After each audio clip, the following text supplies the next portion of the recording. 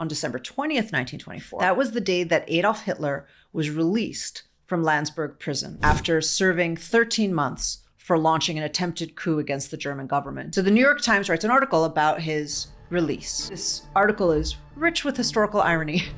The headline is, "Hitler tamed by prison. Released on parole, he is expected to return to Austria." Adolf Hitler, once the demigod of the reactionary extremists, was released on parole from imprisonment at Fortress Landsberg, Bavaria today, and immediately left for Munich.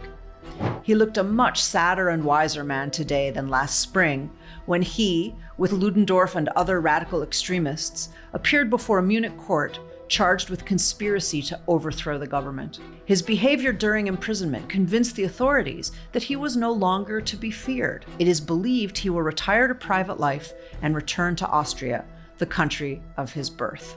So Hitler's going to retire to private life, David, in 1924, and it's all going to be fine. Imagine if he had, right? Yeah, it's an alternative universe. Yeah, counterfactual, yeah. If only it were so. And what it shows is that in the intervening time, his celebrity had grown enough that the New York Times cared enough to report on him. But at that point, everybody saw the putsch as having been a failure. This, shambolic attempt to grab power meant that his political career was over, and there was no way that he was ever going to be able to take power again. That's what should have happened. But there were already signs that this reporter in the New York Times didn't know of, that was not what was going to happen. The evidence that Hitler was absolutely still a danger to the German state and therefore to the world was there for anyone who really wanted to dig into it, even in 1924.